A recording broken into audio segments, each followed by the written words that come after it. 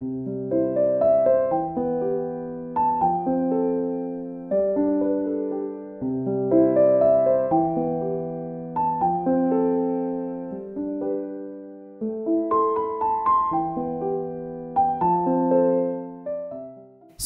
성자와 성령의 이름으로 아멘. 안녕하세요. 네, 사랑하는 우리 대전교구 교우 여러분들, 이렇게 사순특강으로 만나 뵙게 돼서 참으로 영광이고 또 반갑습니다. 작년 대림특강 때 인사드렸던 걸로 기억나는데, 우리 홍보국장 신부님께서 또 이번 사순특강도 해야 된다고 해서 기쁘게 특강을 준비했습니다. 자, 우리 사순식이 시작하게 되면서 우리 사순식이 어떻게 보내는 게 정말 의미 있을까, 그리고 사순시기를 통해 내가 정말 어떻게 변화되는 신앙인이 될 수 있을까, 그거에 대해서 좀 여러분들과 함께 이야기를 나누고 싶습니다. 제가 첫 번째 특강으로 준비해온 이야기는 우리 사순시기가 총 6주로 되어 있어요. 그렇죠? 1주부터 사순 제5주일까지, 그리고 마지막 주는 뭐죠? 주님 순환 성지주일. 그래서 사순 1주부터 5주까지 주일 복음의 메시지들을 여러분들과 함께 생각하면서 사순 시기 동안 주일 때마다 주님께서 들려주시는 말씀의 메시지가 이런 내용이니 우리 이번 사순 시기 이렇게 한번 보내봅시다, 이런 내용으로 이렇게 준비해왔습니다. 그래서 매일 미사 있으신 분들은 이렇게 그 사순 1주일, 2주일 이렇게 복음 펴가지고 따라오시면서 이렇게 들으셔도 좋습니다. 사순 시기가 왜 있게 될까요? 왜 하나님은 우리에게 사순 시기를 만드셨을까요? 1번 우리를 괴롭히려고, 2번 너무너무 힘들고 우리를 죄인으로 만들기 위해서, 3번 내가 잃어버렸던 구원을 다시 바라보게 하기 위해서. 몇 번일까요? 맞아요. 사순 시기는 바로 우리들의 구원을 회복하는 시기예요. 우리는 세례 받으면서 하나님한테 약속을 받은 사람들이에요. 그게 뭐냐면은 하나님이 우리를 구원하시겠다라는 약속을 받았어요. 그러면은 우리가 이것을 믿고 있으면 우리가 어떻게 살아야 될까요? 구원을 약속받은 사람답게 살아가는 게, 이게 여러분들 신앙생활이에요. 구원을 약속받은 사람답게. 사순 시기는 바로 우리들의 이 정체성을 회복하는 시기입니다. 가톨릭 교회교리서 540항을 보면 사순 시기가 어떤 시기인지에 대해서 다음과 같이 설명합니다. 예수님께서 겪으신 유혹은 사람의 아들이 어떤 식으로 메시아이신지 보여준다. 그것은 사탄이 제시하는 것이나 사람들이 그분께 기대하는 것과는 전혀 다르다. 이 때문에 그리스도께서는 우리를 위하여 유혹자를 이기셨다. 우리의 사제는 연약한 우리의 사정을 몰라주시는 분이 아니라 우리와 마찬가지로 모든 일에 유혹을 받으신 분입니다. 그러나 죄는 짓지 않았습니다. 교회는 해마다 40일간의 사순 시기를 통하여 광야의 예수님 신비와 결합된다 라고 가톨릭 교회 교리서에서 설명하고 있습니다. 그러니까 이 사순 시기의 가장 본질적인 의미가 뭐냐면, 예수님께서 광야에서 유혹을 받으면서 드러나게 된 그 신비와 내가 결합이 되는 시기가 바로 사순 시기입니다. 자, 그러면은 우리 한번 보도록 하죠. 사순 제1주일 복음입니다. 제가 한번 읽어드릴게요. 그 뒤에 성령께서는 곧 예수님을 광야로 내보내셨다. 예수님께서는 광야에서 40일 동안 사탄에게 유혹을 받으셨다. 또한 들짐승들과 함께 지내셨는데 천사들이 그분의 시중을 들었다. 요한이 잡힌 뒤에 예수님께서는 갈릴레아에 가시어 하느님의 복음을 선포하시며 이렇게 말씀하셨다. 때가 차서 하느님의 나라가 가까이 왔다. 회개하고 복음을 믿어라. 이게 여러분들 돌아오는 주일에 우리가 듣게 될 복음 말씀입니다. 그리고 가톨릭 교회교리서에서 언급하듯이 예수님의 40일간의 광야에서의 신비가 이 말씀 안에 담겨져 있어요. 중요한 사실이 뭐냐면 예수님께서는 광야에서 악의 유혹을 받으셨다는 겁니다. 악마의 유혹을 받으셨다는 거죠. 그리고 이 악의 유혹을 무엇으로 이겨내셨냐면 바로 이 우리가 사순 일주일에 듣는 복음에는 구체적으로 나와 있지 않지만 마테오 복음과 루카 복음을 살펴보게 되면 하나님 말씀을 기억하는 방법을 통해서 악마의 유혹을 이겨내셨습니다. 성경에 기록되어 있다라고 말씀하시면서 필요한 순간마다 하느님의 말씀을 주님께서 떠올리시는 그 방법을 통해서 악의 유혹을 이겨내셨죠. 예수님의 40일간의 광야 생활 안에 담겨있는 그 신비는 무엇이냐면 바로 악은 끊임없이 우리들을 유혹하고 우리들을 지배하기를 바란다는 첫 번째 사실. 두 번째는 무엇이냐? 하느님의 말씀을 기억하고 듣는 삶은 그 악의 유혹과 지배로부터 우리들을 해방시켜 주실 수 있고 그 악으로부터 우리가 승리할 수 있게 해준다는 사실. 이 두 가지 신비가 예수님의 40일간의 광야 생활 안에서 드러나고 있습니다. 이 복음 말씀과 병행 구절인 마태복음 4장을 보면 악마는 돌이 빵이 되게 하는 유혹, 그 다음에 성경 말씀을 인용하면서 성전 꼭대기에서 뛰어내려 보라는 유혹, 그리고 나서 마지막으로 했던 유혹이 무엇이냐면 이 마태복음은 이렇게 알려주고 있습니다. 악마는 다시 그분을 매우 높은 산으로 데리고 가서 세상의 모든 나라와 그 영광을 보여주며 당신이 땅에 엎드려 나에게 경배하면 저 모든 것을 당신에게 주겠소 하고 말하였다. 이게 예수님에게 악마가 마지막으로 했던 유혹입니다. 이 유혹의 내용을 여러분들 우리가 주의 깊게 살펴봤으면 좋겠어요. 악마는 예수님에게 무엇을 바라냐면 예수님이 악마를 경배하기를 바랍니다.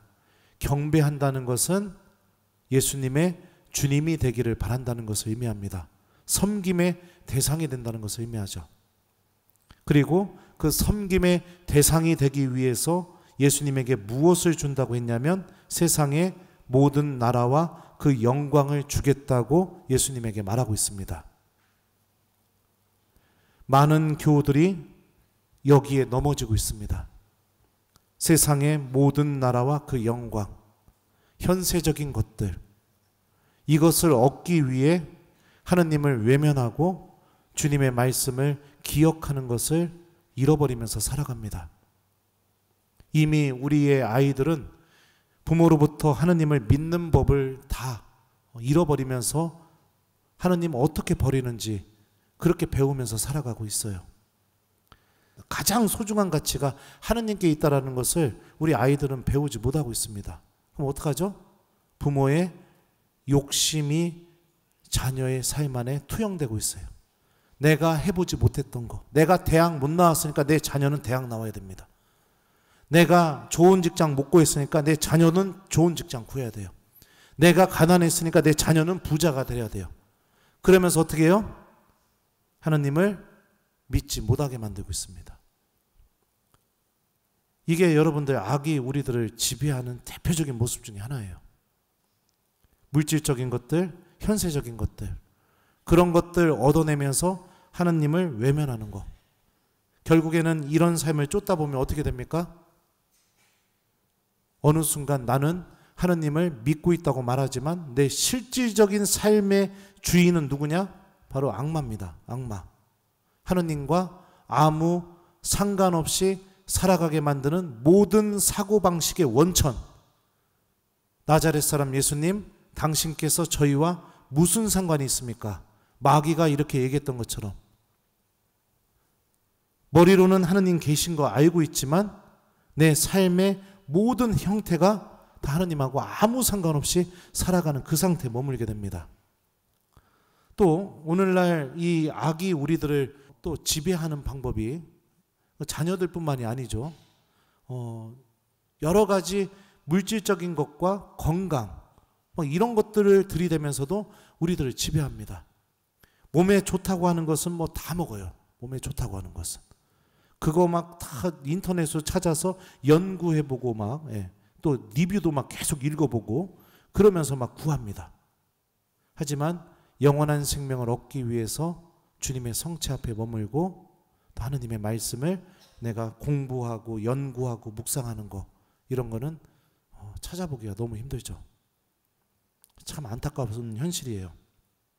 또 오늘날 또 악이 우리들을 지배하는 거, 저는 이것도 굉장히 조심한 발언일 수 있겠지만 저는 또 이데올로기라고 생각합니다. 이데올로기. 그러니까 내 의견과 다르면은 받아들이질 않아요. 그리고 이 이데올로기가 믿음보다 더 우위에 있어요.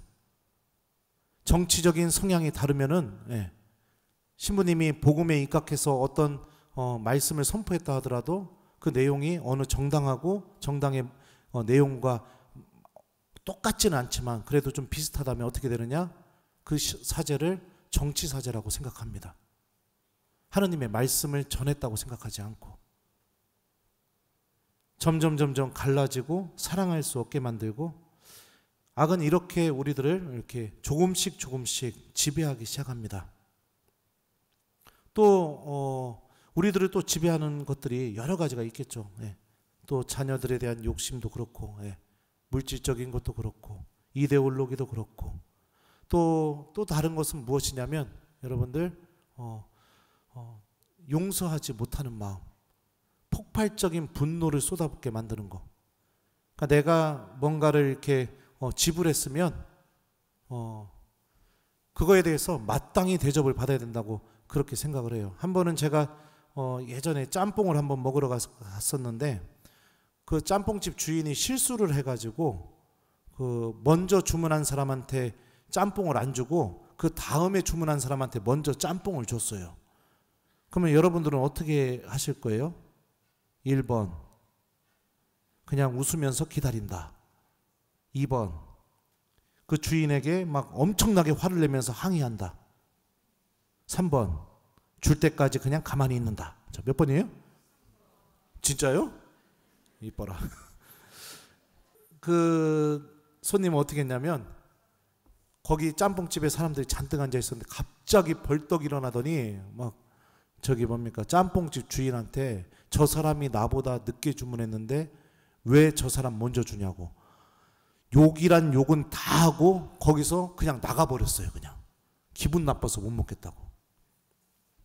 그러니까 이해하고 받아들이지 못하는 마음, 이런 것들도 악은 우리들을 이런 방법을 통해서 지배하죠. 결국에는 내가 존중받고 내가 사랑받고 내가 중요해지는 그런 지위에 올라가는 것처럼 보일지 모르지만 이 방법을 따라가다 보면 어떡합니까? 사랑을 잃어버리고 하느님을 잃어버리고 하느님의 자녀로서 살아가는 모든 은총을 잃어버리게 됩니다. 성경에 기록되어 있다. 예수님께서는 먼저 우리에게 보여주셨어요. 우리가 이 악의 유혹으로부터 이겨낼 수 있는 방법은 바로 주님의 말씀을 기억하고 그 말씀을 따라가는 것이라고. 예, 이게 바로 사순 일주일에 드러나는 복음의 메시지고, 교회는 이 신비를 40일 동안 묵상하면서 사순시기 동안 살아가길 바라는 거죠. 왜요? 그래서 악의 지배로부터 우리가 벗어나게 되게. 악의 지배로부터 벗어나 우리가 어떤 사람이 되게요? 하느님의 구원을 바라보고 하느님 나라를 준비하는 사람이 되게 하기 위해서 이 사순시기를 그렇게 보내라고 교회는 가르치고 있습니다. 자, 그래서 사순 2주일 복음으로 넘어가게 되면 어떤 내용이 나오게 되느냐? 바로 예수님의 거룩한 변모 이야기가 나오게 됩니다. 자, 이 부분도 제가 한번 읽어드릴게요. 엿새 뒤에 예수님께서 베드로와 야고보와 요한만 따로 데리고 높은 산에 오르셨다. 그리고 그들 앞에서 모습이 변하셨다. 그분의 옷은 이 세상 어떤 마전장이도 그토록 하얗게 할 수 없을 만큼 새하얗게 빛났다. 그때에 엘리야가 모세와 함께 그들 앞에 나타나 예수님과 이야기를 나누었다. 그러자 베드로가 나서서 예수님께 말하였다. 스승님, 저희가 여기에서 지내면 좋겠습니다. 저희가 초막 셋을 지어 하나는 스승님께, 하나는 모세께, 또 하나는 엘리야께 드리겠습니다. 사실 베드로는 무슨 말을 해야 할지 몰랐던 것이다. 제자들이 모두 겁에 질려 있었기 때문이다. 그때 구름이 일어 그들을 덮더니 그 구름 속에서 이는 내가 사랑하는 아들이니 너희는 그의 말을 들어라 하는 소리가 났다. 그 순간 그들이 둘러보자 더 이상 아무도 보이지 않고 예수님만 그들 곁에 서 계셨다. 그들이 산에서 내려올 때 예수님께서는 그들에게 사람의 아들이 죽은 이들 가운데에서 다시 살아날 때까지 지금 본 것을 아무에게도 말하지 말라고 분부하셨다.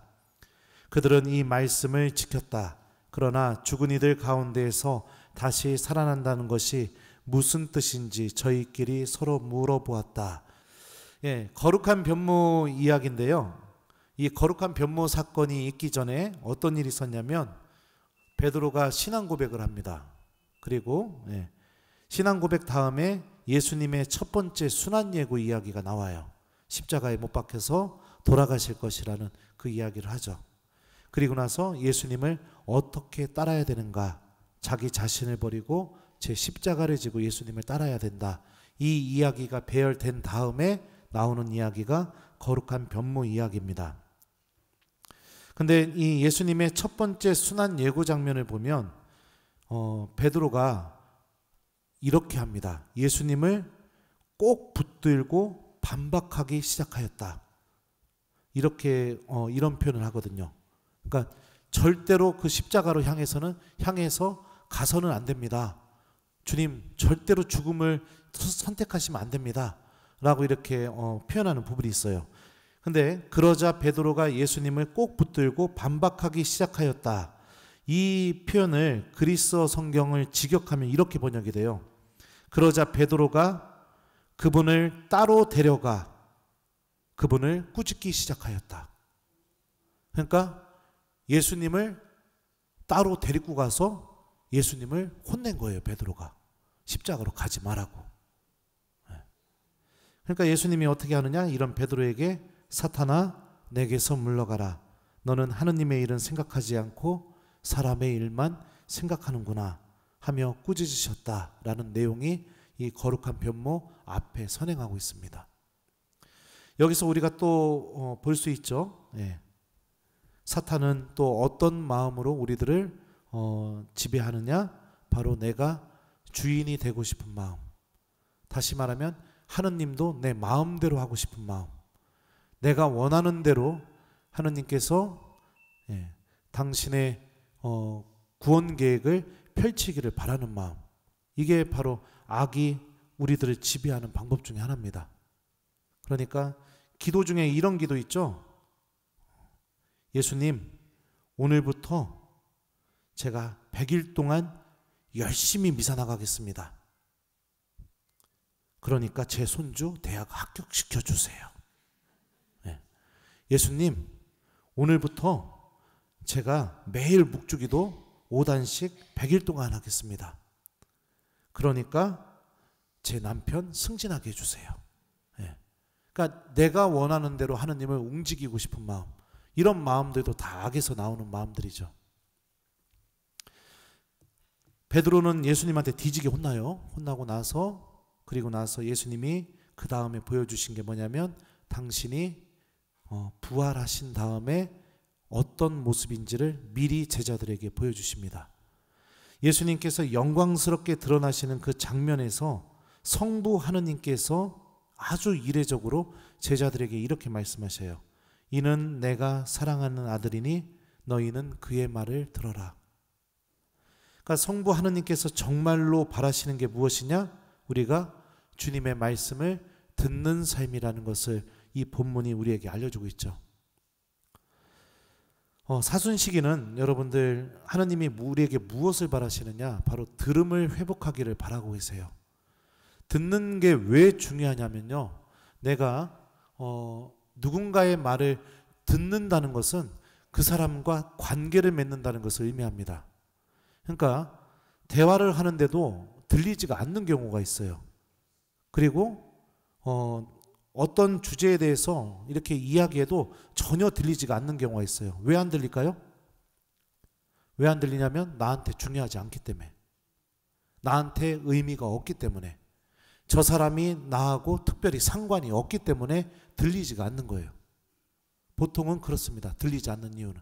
근데 내가 듣기 시작한다는 것은 무엇이냐? 저 사람이 나에게 의미 있는 사람이기 때문에 들리기 시작하는 겁니다. 들리기 시작하는 이유가 뭐냐? 이 내용이 나에게 정말 중요하기 때문에 들리기 시작하는 거예요. 그 들음을 회복한다는 것은 뭐냐면 하느님이 나에게 소중한 분이 되신다는 것을 의미합니다. 그리고 내가 주님의 말씀을 듣는다는 것은 무엇을 의미하느냐? 하느님이 하신 그 약속의 말씀이 나에게 굉장히 중요하다는 것을 내가 중요하게 여긴다는 것을 의미하는 거죠. 많은 신앙인들이 이 들음을 잃어버리면서 살아가고 있어요. 듣지 않습니다. 아무리 이야기해도 듣지 않아요. 미사가 끝나고 복음 말씀을 기억하는 신앙인도 거의 없습니다. 그런데 만약에 미사 때 신부님이 미사 끝나고 5만 원씩 준다고 하면은 미사 끝나자마자 교우들이 내려와서 신부님한테 제일 먼저 어떻게 할까요? 1번 웃으면서 기쁘게 복음 말씀을 이야기한다. 2번 웃으면서 신부님 돈 주세요 이렇게 한다. 자, 몇 번이에요? 네. 그러면 왜 돈 주세요 할까요? 예? 돈이 나에게 중요하니까, 돈이 나에게 소중하니까, 그러니까 들리는 거예요. 여러분들이 듣고 그 들은 내용이 여러분들을 움직이게 만드는데, 그러면 무엇이 들리고 무엇이 여러분들을 움직이게 만들고 있는지 곰곰이 생각해 보십시오. 그게 여러분들의 주님입니다. 하느님은 이 사순시기 동안 그렇게 영광스럽게 변화하신 예수님의 모습을 보면서 우리가 예수님의 말씀을 듣는 것을 회복하기를 바라고 계십니다. 그래야 모든 악의 지배로부터 우리가 벗어나게 됩니다. 이게 사순 제2주일에 우리에게 선포되는 말씀의 메시지입니다. 자, 그러면 제 사순 3주일로 넘어갈게요. 2월달 매일 미사 갖고 계신 분들은 없어요. 자, 네, 없어요. 2월달에는 사순 제 3주일이 없습니다. 3월달 매일 미사 혹시 있으신 분들은 보시면 좋을 것 같습니다. 성전 정화 이야기예요. 제가 한번 읽어드리겠습니다. 유다인들의 파스카 축제가 가까워지자 예수님께서는 예루살렘에 올라가셨다. 그리고 성전에서 소와 양과 비둘기를 파는 자들과 환전꾼들이 앉아있는 것을 보시고 끈으로 채찍을 만드시어 양과 소와 함께 그들을 모두 성전에서 쫓아내셨다. 또 환전상들의 돈을 쏟아버리시고 탁자들을 엎어버리셨다.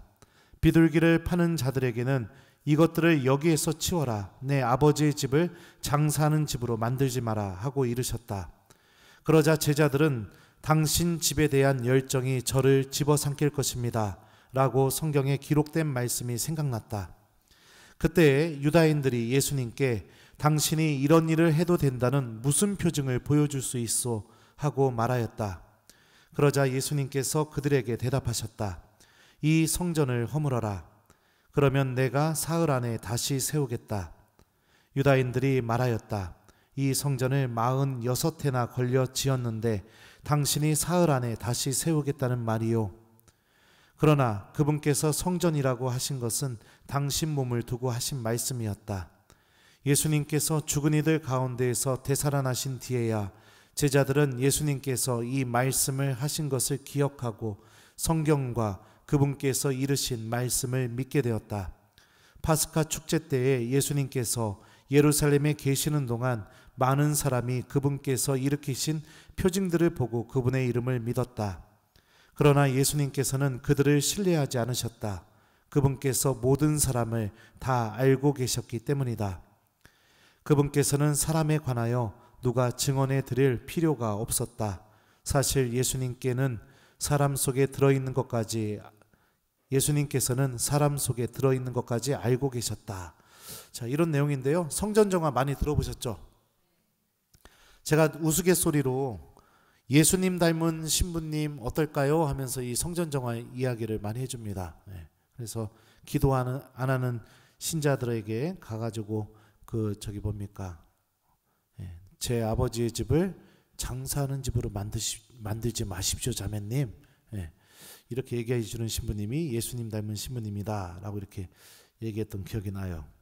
성전은 여러분들 기도하는 집이고 하느님을 찾는 집입니다. 그런데 왜 그러면 성전에 환전꾼들과 또 소와 양과 비둘기를 파는 사람들이 있었느냐? 예전에 이스라엘 사람들은요, 하느님께 제사를 드리기 위해서는 동물을 가지고 제사를 드렸어요. 근데 예를 들어서 부산에 사는 사람이 하느님께 제사를 드리고 싶어서 부산에서 소를 끌고 여기 천안 원성동까지 왔다고 생각해 봅시다. 왔는데 하느님께 제물을 드리려면 어떻게 해야 되느냐? 그 제물이 흠이 없어야 돼요. 근데 부산에서부터 끌고 오다 보면 여러분들 논리적으로 생각해 보죠. 이성적으로 1번 흠이 생길 수밖에 없다. 2번 그럼에도 불구하고 소를 애지중지 잘 데리고 와서 흠이 안 생길 수 있다. 몇 번일 것 같아요? 그렇기 때문에 집에서 끌고 온 그 제물들이 흠이 발견되면 제사를 드릴 수가 없는 거예요. 그러니까 어떻게 하느냐? 편의상 성전 주변이나 성전 안에서 하느님께 제물을 바칠 동물들을 파는 장사꾼들이 생겨날 수밖에 없는 거죠. 그리고 또 두 번째로 왜 환전꾼들이 필요하느냐? 성전 안에서 사용하는 화폐와 성전 밖에서 쓰는 화폐가 달랐습니다. 그러니까 재물을 사던 뭐를 봉헌을 하던 성전 안에서 뭐를 하려면 어떻게 해야 돼요? 돈을 바꿔야 됐어요. 그러니까 환전꾼들이 있었던 겁니다. 어떻게 보면은 어쩔 수 없이 있을 수밖에 없는 거, 이게 바로 여러분들 환전꾼들과 소와 양과 비둘기를 파는 장수들이에요. 하느님이 계신 곳에 어쩔 수 없이 있을 수밖에 없는 거. 근데 예수님께서는 어쩔 수 없이 있을 수밖에 없다라는 그 이유로 하느님이 계신 곳에 하느님을 찾지 않는 것들을 놓아두게 되는 거, 이것이 잘못됐다는 것을 이 성전 정화를 통해서 알려주는 거죠.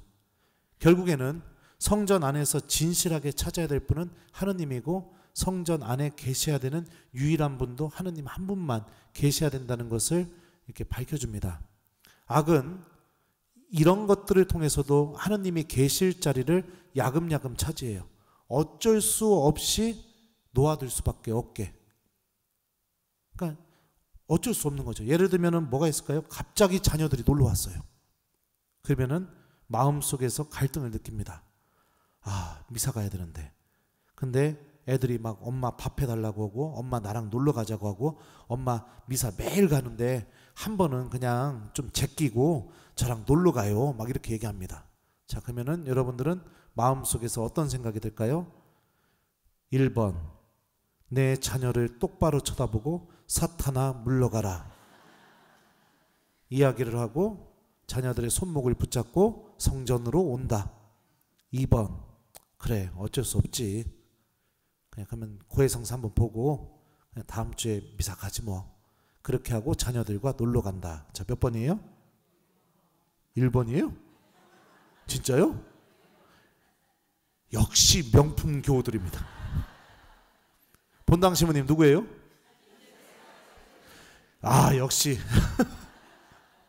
근데 우리가 신앙생활을 하다 보면은 이런 경우들이 생겨요. 어쩔 수 없이 하나님을 외면할 수밖에 없는 그런 이유들이 생겨요.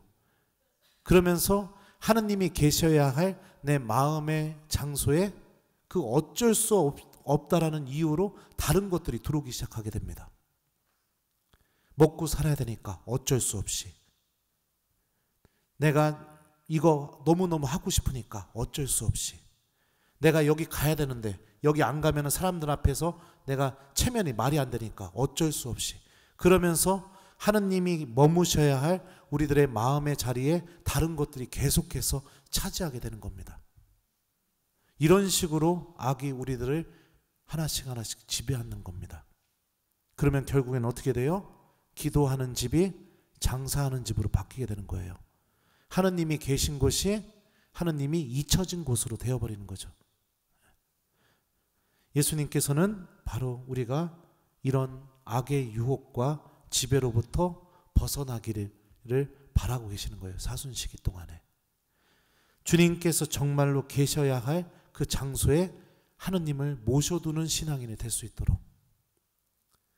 참 우리가 이성적으로 생각해 보면 손해보는 것처럼 느낄 수도 있고 때로는 사람들한테 오해를 살 수 있는 것처럼 느껴진다 하더라도 먼저 내 마음 안에 주님께서 계시도록 마음의 자리를 회복시켜 버리는 것, 이런 방법으로 내가 삶을 살아가는 것을 선택하는 것, 이게 잘못된 것처럼 보인다 하더라도, 이게 너무나 오해를 산다 하더라도 하느님의 방법을 내가 먼저 선택하는 것, 이것을 회복하는 것, 이게 바로 하느님이 우리들의 주인이 되는 그런 모습으로 나아가는 거죠. 예전에 예전에 있던 본당이었어요. 근데 거기서 고등학교 3학년짜리 아이가 있었는데 신학교를 간다고 이렇게 저한테 얘기를 해가지고 제가 얼마나 지극정성으로 걔를 대했나 모릅니다. 막. 그리고 애가 좀 띨띨했거든요. 그래서 공부 잘하는 청년한테 부탁을 해가지고 그래서 과외도 좀 해주라고 하고 막 이러면서 막 얘가 신학교 가기를 막 이렇게 바랬었어요. 그랬는데 어느 날 그 공부 가르쳐주는 그 청년이 저한테 얘기하는 거예요. 신부님, 얘가요 아무것도 안 해옵니다. 그리고 너 이렇게 하면 신학교 갈 수 있겠어? 하면은 그냥 저도 몰라요 막 이래버리고 아무것도 안 한다는 거예요. 제가 그 말에 막 너무 속이 상해가지고 그 전화를 받자마자 전화를 끊고선 차를 시동을 걸어서 그 녀석이 기숙사 학교에 살았거든요. 그래서 그 기숙사까지 갔어요. 제가 가가지고선 만나서 이제 걔한테 아주 따끔하게 충고를 했죠. 너 지금 신학교 간다고 해서 신부님도 너를 위해 기도하고 있고 그 청년도 너를 위해 봉사하고 있고 모든 교우들이 너를 위해서 이렇게 하고 있는데 네가 숙제도 안 하고 그러면 어떡하려고 하느냐. 그랬는데 그리고 나서 이제 돌아왔는데 한 2달인가 지나니까 이 녀석이 저한테 찾아온 겁니다. 신부님, 신학교 안 가겠습니다. 그래갖고 제가 물어봤어요. 너 신학교 안 가면 뭐 하게? 그랬더니 뭐라고 하느냐? 좋은 대학 가서 돈 벌려고요. 돈 많이 벌려고요. 근데 저는 그 녀석이 그 말할 때 마음이 너무 많이 아팠었어요. 그 녀석의 이 마음속에 꽉 차 있었던 게 뭐냐면 하느님에 대한 마음이었어요. 근데 하느님에 대한 마음을 접어버리니까 곧바로 이 마음 안에 들어온 게 뭐예요? 뭐가 제일 먼저 들어왔어요? 돈이 들어왔죠. 하느님이 계셔야 되는 자리에 곧바로 돈이 들어오게 되는 거죠. 그러면서 돈 많이 벌 거래요, 저한테. 얼마나 마음이 아팠나 몰라요. 악은 여러분들 이렇게 우리에게 들어와요. 이렇게. 사순시기는요, 여러분들. 지금 우리가 사순시기 주일 복음을 계속 살펴보고 있잖아요. 악과의 영적인 투쟁의 여정인 거예요. 그래서 내가 하느님 편에 서는 거, 하느님 안에 머무는 거, 이거를 회복하는 게 사순식인 거죠. 지금 각각의 이 복음들이 악이 어떻게 우리들을 지배하고 있고 우리가 이 악으로부터 어떻게 해방돼야 되는지를 잘 설명해 주고 있죠. 그러니까 정말로 중요한 거, 내 마음에 주님이 계실 수 있도록 내가 회복하는 겁니다. 그 방법은 뭐죠? 사순 3주일 복음이 알려주죠. 주님의 말씀을 듣는 거. 내가 듣게 되면은 하느님과 진짜 관계를 맺기 시작하게 되니까. 그죠? 자, 그 다음에 사순 4주일로 넘어가죠. 니코데모와의 대화 이야기예요. 자, 이것도 제가 읽어드릴게요. 모세가 광야에서 뱀을 들어올린 것처럼 사람의 아들도 들어올려져야 한다. 믿는 사람은 누구나 사람의 아들 안에서 영원한 생명을 얻게 하려는 것이다. 하느님께서는 세상을 너무나 사랑하신 나머지 외아들을 내주시어 그를 믿는 사람은 누구나 멸망하지 않고 영원한 생명을 얻게 하셨다. 하느님께서 아들을 세상에 보내신 것은 세상을 심판하시려는 것이 아니라 세상이 아들을 통하여 구원을 받게 하시려는 것이다. 아들을 믿는 사람은 심판을 받지 않는다. 그러나 믿지 않는 자는 이미 심판을 받았다. 하느님의 외아들의 이름을 믿지 않았기 때문이다. 그 심판은 이러하다. 빛이 이 세상에 왔지만 사람들은 빛보다 어둠을 더 사랑하였다. 그들이 하는 일이 악하였기 때문이다. 악을 저지르는 자는 누구나 빛을 미워하고 빛으로 나아가지 않는다. 자기가 한 일이 드러나지 않게 하려는 것이다. 그러나 진리를 실천하는 이는 빛으로 나아간다. 자기가 한 일이 하느님 안에서 이루어졌음을 드러내려는 것이다. 자, 이 사순 제4주일 복음 말씀의 핵심이 무엇이냐? 하느님의 심판은 악을 향해 있다. 이게 여러분들 이 복음이 우리에게 알려주는 첫 번째 메시지입니다. 하느님의 심판은 우리를 향해 있는 게 아니라 악을 향해 있다. 하느님께서는 세상을 너무나 사랑하신 나머지 나를 살리기 위해서 당신의 아들까지 내어주신 분이시다. 나는 하느님에게 그 정도로 소중한 존재이다. 그리고 하느님은 나를 심판하기를 원하시는 게 아니라 하느님의 심판은 악을 향해 있다. 근데 중요한 게 뭐죠? 내가 악을 주님으로 모시게 되면 그 심판은, 악을 향해 있는 그 심판은 또 누구를 향하게 될까요? 바로 내 자신을 향하게 되는 겁니다. 그러니까 이 하느님의 심판에 내가 자유로워지는 방법은 무엇이냐? 바로 내가 빛으로 나아가는 신앙인, 하느님 편에 서는 신앙인이 되는 거. 이게 이 사순 제4주일이 우리에게 알려주고 있는 그런 이 복음의 메시지입니다. 사랑하는 우리 교우 여러분들, 악은 반드시 심판받을 겁니다. 그리고 그 심판에 따라서 하느님께서 준비하신 그 지옥이, 악이 머물 수 있는 영원한 장소가 될 거예요. 우리는 하느님의 자녀이기 때문에 절대로 이 심판에 해당되지 않습니다. 그렇다면 우리가 정말 중요한 게 뭐예요? 하느님 자녀답게 살아가는 거. 이게 정말 중요한 겁니다. 하느님 자녀답게 살아가는 거. 내가 악과 함께 이 심판의 주인공이 되지 않으려면 하느님 자녀답게 살아가는 거.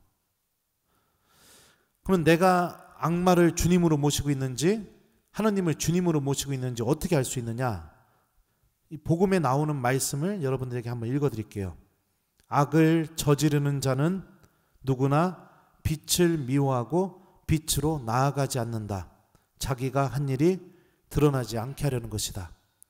그러나 진리를 실천하는 이는 빛으로 나아간다. 자기가 한 일이 하느님 안에서 이루어졌음을 드러내려는 것이다. 악에 속한 사람의 특징은 뭐냐면 드러나지 않게 하려고 합니다. 빛에 속한 사람의 특징은 무엇이냐? 드러나게 만듭니다. 악에 속한 사람의 특징은 무엇이냐? 숨기고 보여주지 않습니다. 빛에 속한 사람의 특징은 무엇이냐? 모든 것을 열어 보이고 다 보여줍니다. 그러면 내가 악에 속해 있는지 빛에 속해 있는지 알 수 있겠죠. 그래도 신부님 모호합니다. 그럼 언제 알 수 있느냐? 고해소. 고해소에 들어오시면 내가 악에 속해 있는 사람인지 빛에 속해 있는 사람인지 명확하게 알 수 있습니다.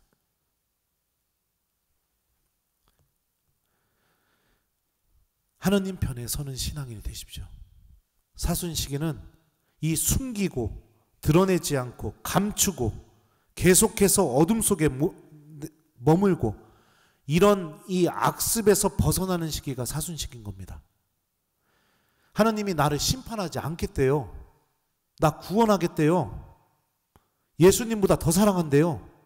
이걸 얘기해 주셨어요. 그러면 내가 어떻게 해야 돼요? 내가 이 말씀이 나에게 이루어진다고 믿고 모든 것을 주님께 보여드리면, 모든 것을 주님께 드러내서 자비를 청하고 용서를 청하고 구원을 청하는 거, 이게 여러분들 이 말씀을 믿는 사람이 할 수 있는 행동이죠. 제가 언젠가 강론 때도 한번 얘기했었어요. 사람이 지을 수 있는 죄 중에 가장 큰 죄가 바로 고해성사 안 보려는 마음 먹는 거. 하느님이 나를 용서하지 못하게 만드는 거, 내가 빛으로 나아가지 않고 계속 어둠 속에 있으려고 하는 거, 이게 여러분들 사람이 지을 수 있는 죄 중에 가장 큰 죄라고 얘기했었죠. 악은 이렇게 하느님 앞에서 우리를 끊임없이 숨도록 만듭니다. 숨도록 만들어요. 가리고 드러내지 않고 보여주지 않고 이러기를 바랍니다. 이게 악이 우리 안에서 일으키는 힘이죠. 사순시기는 이 악의 지배로부터 우리가 하느님께로 넘어가는 시기, 이게 바로 이 사순시기에 이를 보내는 주된 목적이죠. 자, 그래서 이런 악의 지배에서 좀 벗어나는 우리 교우들이 됐으면 좋겠어요. 자, 사순 제5주일 이제 마지막 복음이에요. 자, 또 읽어드릴게요. 축제 때에 예배를 드리러 올라온 이들 가운데 그리스 사람도 몇 명 있었다. 그들은 갈릴레아 벳사이다 출신 필리포에게 다가가 선생님, 예수님을 뵙고 싶습니다 하고 청하였다. 필리포가 안드레아에게 가서 말하고 안드레아와 필리포가 예수님께 가서 말씀드리자 예수님께서 그들에게 대답하셨다. 사람의 아들이 영광스럽게 될 때가 왔다. 내가 진실로 진실로 너희에게 말한다. 밀알 하나가 땅에 떨어져 죽지 않으면 하나에 그대로 남고 죽으면 많은 열매를 맺는다. 자기 목숨을 사랑하는 사람은 목숨을 잃을 것이고 이 세상에서 자기 목숨을 미워하는 사람은 영원한 생명에 이르도록 목숨을 간직할 것이다. 누구든지 나를 섬기면 나를 따라야 한다. 내가 있는 곳에 나를 섬기는 사람도 함께 있을 것이다. 누구든지 나를 섬기면 아버지께서 그를 존중해 줄 것이다. 이제 제 마음이 산란합니다. 무슨 말씀을 드려야 합니까? 아버지, 이때를 벗어나게 해주십시오 하고 말할까요? 그러나 저는 바로 이때를 위하여 온 것입니다. 아버지, 아버지의 이름을 영광스럽게 하십시오. 그러자 하늘에서 나는 이미 그것을 영광스럽게 하였고 또 다시 영광스럽게 하겠다는 소리가 들려왔다. 그곳에 서 있다가 이 소리를 들은 군중은 천둥이 울렸다고 하였다. 그러나 천사가 저분에게 말하였다 하는 이들도 있었다. 예수님께서 이르셨다. 그 소리는 내가 아니라 너희를 위하여 내린 것이다. 이제 이 세상은 심판을 받는다. 이제 이 세상의 우두머리가 밖으로 쫓겨날 것이다. 나는 땅에서 들어 올려지면 모든 사람을 나에게 이끌어 드릴 것이다. 예수님께서는 이 말씀으로 당신께서 어떻게 죽임을 당하실 것인지 가리키신 것이다. 자, 이런 내용이에요. 여기 이 내용의 가장 핵심적인 부분이 뭐냐면 밀알 하나가 땅에 떨어져 죽지 않으면 하나에 그대로 남고 죽으면 많은 열매를 맺는다라는 이 말씀이죠. 그래서 이 예수님께서는 이 말씀처럼 당신 자신을 희생시켜서 우리 모두를 구원하셨습니다. 그리고 우리가 예수님께서 구원하신 이 길로 걸어나가기를 바라고 계시죠. 그게 무엇이냐? 바로 십자가로 향하는 길입니다. 신앙 때문에 겪게 되는 어려움이 있습니다. 또 신앙 때문에 겪게 되는 고통이 있고 또 예수님 때문에 무엇인가 포기하고 버려야 하는 그런 일들이 벌어질 때가 있습니다. 이런 일들 앞에서 많은 신앙인들은 예수님께로 향하지 않습니다. 다시 말하면 십자가를 짊어지고 싶지 않은 거죠. 제가 오늘 이 대림 특강 때문에 이 특강 전에 미장원에 가서 머리를 깎았어요. 염색도 했어요. 그리고선 그 머리 깎아준 자매님한테 자매님 제가 한 20년은 젊어 보이네요. 그랬더니 그렇다고 그러더라고요. 그러면서 그 자매님하고 이 얘기 저 얘기 하다가 그 얘기를 하게 됐습니다. 그 자매님이 물어보더라고요. 신부님은 머리가 그렇게 나쁘시다고 하던데 외국 나가서 그래도 공부하고 돌아오신 거 보면 참 인내심이 대단하신 분이구나. 제가 그런 생각이 들어요. 이러시더라고요. 그래갖고 제가 그랬죠. 그쵸. 나 환장하는 줄 알았슈. 이 돌대가리가 가서 공부하는데 가자마자 벙어리가 되고 가자마자 동양 사람이라고 무시당하고 이거 카라 하고 있어도 무시당하고 한번 그런 적도 있어요. 여러분들 그 커피숍 가가지고 이제 커피를 주문하잖아요. 그러면은 그 커피를 주시는 분이 계속 저만 안 줘요. 웃으면서 잠깐만 이러면서 다른 사람 주고, 잠깐만 이러면서 다른 사람 주고. 굉장히 기분이 나쁘죠. 예. 그런 경우도 당해보고. 내가 막 그런 얘기는 안 했지만 제가 그런 체험이 있었죠. 근데 내가 거기서 이겨낼 수 있었던 방법이 뭐냐, 제가 그랬거든요. 나 이거 공부 마치고 빨리 한국에 돌아와서 본당 신부 해야겠다. 나 이 마음 때문에 내가 그거 다 이겨내시오. 그랬더니 그 자매님이 저한테 그러더라고요. 맞아요, 신부님. 희망이 있는 고통은 다 이겨낼 수 있는 것 같아요. 희망이 있는 고통. 여러분들, 믿음 때문에 겪게 되는 고통은 희망이 있어요. 그게 무슨 희망이에요? 구원, 하느님 나라, 영원한 생명. 그게 있다고요. 믿음 때문에 고통을 겪게 되면 우리가. 근데 많은 신앙인들은 그 희망을 바라보지 않습니다. 희망이 보이지도 않아요. 들리지도 않아요. 왜요? 하느님 말씀을 듣지 않으니까. 왜요? 내 마음의 공간에 하느님을 모셔두지 않으니까. 어쩔 수 없는 것들만 내 안에 가득 채워두게 되니까. 왜요? 세상 재물과 모든 나라의 영광을 차지하기 위해서 악마가 인도하는 하느님과 상관없는 그 길을 걸어가면서 악마를 주님으로 모시고 있으니까. 이 사순식이 주일 복음들이 이야기하는 악의 유혹들, 거기에 다 빠져 있으니까 그 희망을 보지 못하는 겁니다.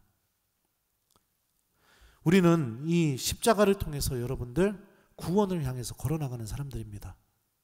그리고 주님께서는 그 십자가 안에 생명, 구원, 하느님 나라라는 희망을 담아 놓으셨어요. 그러면은 우리는 어떻게 하겠어요? 우리들도 밀알 하나가 땅에 떨어져 죽어서 많은 열매를 맺는 것처럼 우리들의 믿음도 많은 열매를 맺는 길로 걸어나가는 신앙이 돼야겠죠. 여러분들, 하나님 때문에 불편한 거 있어요? 하나님 때문에 불편한 게 있냐고요? 하나님 때문에 손해보는 게 있습니까? 하나님 때문에 내 삶이 힘든 것이 있습니까? 그렇다면 여러분들 신앙생활 잘하고 계시는 거예요. 왜요? 십자가를 향해서 걸어나가고 있으니까. 근데 하나님 때문에 불편한 것도 없고 손해보는 것도 없고 힘든 것도 없고 그냥 편안하다. 그냥 목욕탕에 들어가서 그냥 온탕에 누워있는 것처럼 편안하다. 그러면 뭔가 문제가 있는 겁니다. 십자가로 향하지 않고 있는 거죠. 악은 우리가 십자가를 짊어지지 않기를 바랍니다.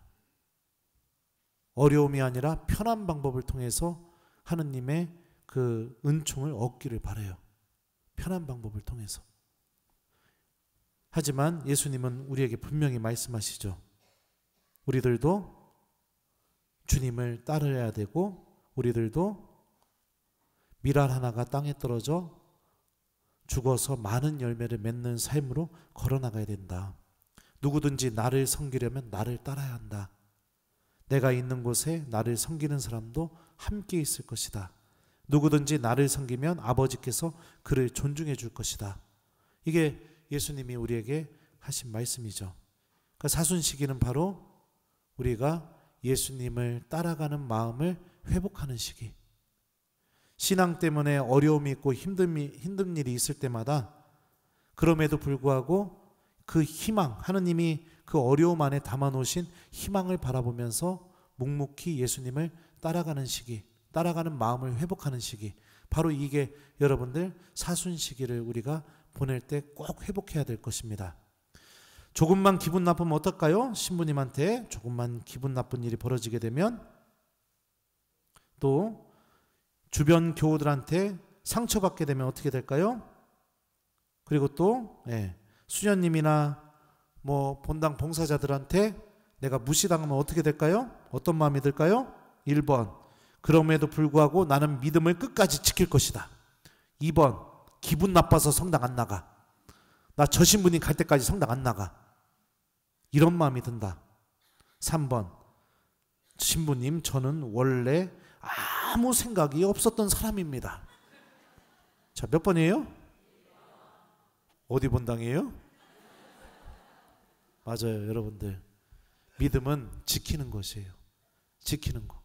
아무리 속상하고 힘들고 오해받고 하더라도 끝까지 예수님을 따라가는 마음을 내가 잃어버리지 않는 거.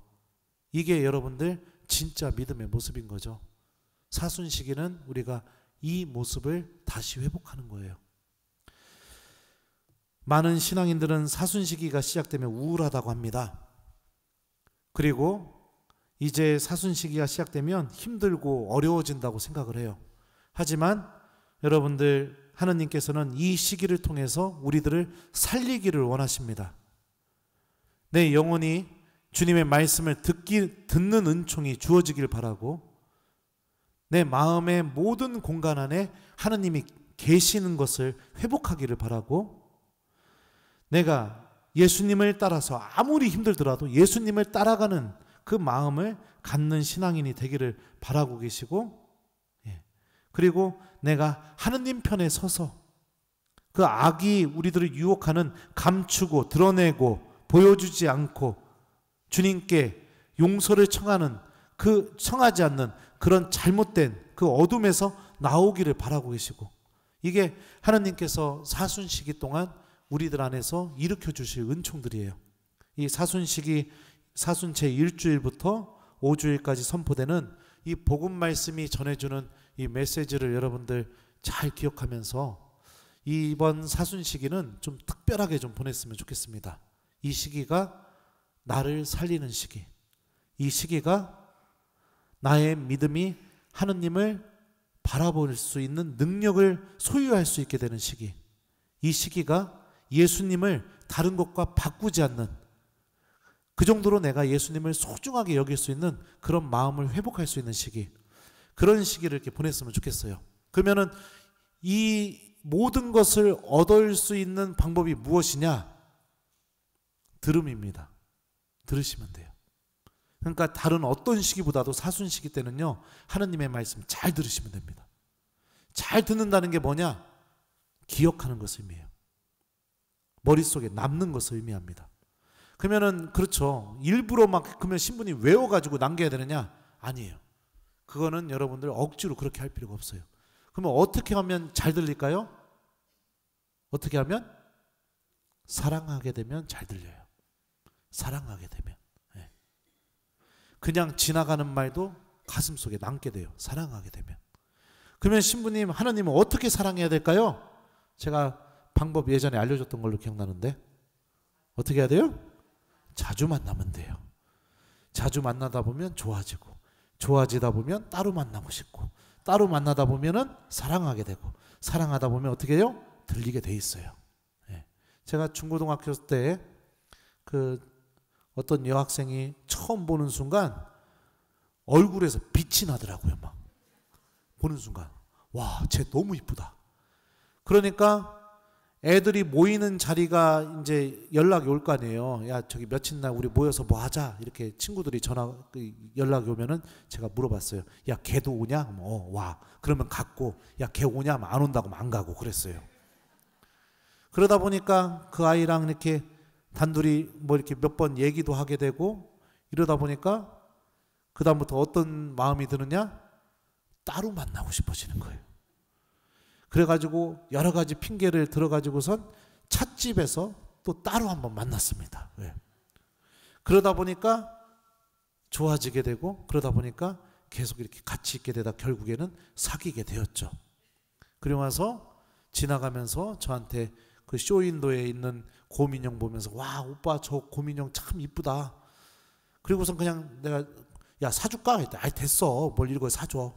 그리고선 지나갔는데, 오빠 저 곰인형 참 이쁘다, 이 말이 막 가슴 속에 남아가지고, 일부러 외우려고 하지도 않는데 이게 그냥 남아가지고, 그거 어떻게 했느냐? 그 다음날부터 아버지한테 참고서 사야 된다고 거짓말해서 돈 받아내고, 엄마한테 참고서 사야 된다고 해서 또 받아내고, 그래가지고 그걸 몇 주 동안 돈을 모아가지고 결국에는 그 곰인형을 사다가 그 아이한테 갖다 주게 되는 거예요. 이게 진짜 듣는 거예요, 여러분들. 어떻게 해요? 들리니까 기억에 남고, 기억에 남으니까 행동으로 옮겨지게 되고, 행동으로 옮겨져서 결국에는 열매를 맺게 되죠. 어떤 마음이 일으키느냐? 사랑하는 마음이 일으키는 겁니다. 그러니까 신부님 저는 하느님 말씀이 하나도 안 들려요. 이렇게 생각한다면 제일 먼저 여러분들이 회복하셔야 될 게 뭐냐? 하느님에 대한 사랑을 회복하시면 됩니다. 그러면 어떻게 사랑해야 되느냐? 따로 만나세요. 하느님하고 따로. 언제요? 성체 앞에 와서 성호경 긋고 해보세요. 하루에 5분씩만이라도 매일매일 와서 따로 만나보세요. 그러면은 하느님을 사랑하는 마음이 생겨요. 그 마음이 생기면 어떻게 되느냐? 독서와 복음이 들려요. 들리게 되면 어떤 일이 벌어지게 될까요? 하느님이 중요해지기 시작하게 됩니다. 그러면은 이 사순 제1주일부터 악이 우리들을 어떻게 지배하게 되는지 그런 모습들이 하나씩 하나씩 사라지게 돼요. 세상 나라와 영광 그것 때문에 하느님 버리려고 했던 그 마음도 사라지게 되고 주님의 말씀을 들으면서 예수님을 주님으로 모시고 싶은 마음이 생기게 되고 내 마음의 자리에 하느님이 계시는 자리를 더더욱 많이 만들게 되고요. 성전 정화죠. 예. 그리고 내가 하느님 편에 서서 고해성사도 이제 솔직하게 보게 돼요. 진실하게. 신부님을 보는 게 아니라 신부님 눈치를 보고 체면을 보고 신부님이 나를 어떻게 생각할까 이게 중요한 게 아니라 내가 지금 어둠 속에 있으니까 하느님 편에 빛으로 나아가는 게 더 중요하기 때문에 신부님은 이제 보이지도 않아요. 네. 중요한 건 뭐냐? 내가 하느님께 나아가는 게 하느님 편에 서는 게 더 중요해지기 시작하게 됩니다. 네. 그리고 나서 결국에는 아무리 힘들고 어려워도 예수님을 따라가는 신앙인 밀알 하나가 죽어서 많은 열매를 맺듯이 그 구원의 길로 예수님을 향해서 따라가는 신앙인이 될 수 있는 그런 은총들이 시작됩니다. 이 모든 게 여러분들 들음을 통해서 시작돼요. 그래서 사순 제1주일이 여러분들 예수님의 광야에서 유혹 이야기죠. 모든 악의 유혹을 성경에 기록되어 있다라는 말씀과 함께 이겨내신 주님의 모습을 보여주는 거죠.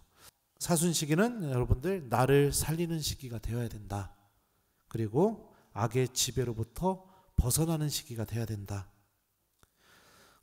회개한다는 것은 바로 내가 주님의 말씀을 듣고 주님 말씀과 함께 생각하면서 하느님께서 마련하신 구원으로 내가 걸어나가는 그런 것을 선택하는 게 바로 회개하는 것이다. 이게 사순 1주부터 5주까지 전체적으로 우리에게 주는 메시지입니다. 자, 그러면 이제 우리 사순식이 어떻게 잘 보내야 될지 이해하셨을 거라고 생각합니다. 여러분들 구원을 생각하십시오. 그리고 이 시기 동안 내가 이렇게 살아도 구원받을 수 있는지 진지하게 고민하십시오. 그리고 하느님 말씀과 함께 이제 하나씩 하나씩 악의 지배로부터 벗어나서 하느님과 함께하는 삶으로 걸어나가는 신앙인이 되었으면 좋겠습니다. 그래서 이번 이 사순 특강은 여러분들 이렇게 사순식이 주일 복음들 메시지를 이렇게 함께 보면서 우리 사순식이 어떻게 보낼지 한번 생각해 봤습니다. 그래서 숙제 드려요. 이번 다음 특강까지 어떻게 하느냐? 하느님의 말씀을 잘 내가 듣는 신앙인이 되도록 노력해 보기 요거를 숙제로 줍니다. 그래서 안 들리는 교우분들은 먼저 하느님과 자주 만나는 걸 선택하시는 거. 그리고 들리는 교우분들은 내가 주님의 말씀을 자주 기억하려고 노력해 보는 거. 그러면서 이 사순 시기를 잘 보내신다면 우리 모두 하느님의 자녀답게 구원을 차지하는 하느님의 자녀가 분명히 될 수 있을 겁니다.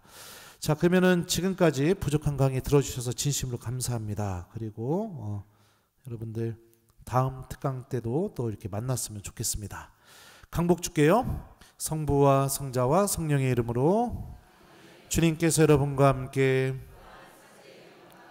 전능하신 천주 성부와 성자와 성령께서는 여기 있는 저희 모두에게 강복하소서. 성부와 성자와 성령의 이름으로 아멘. 감사합니다.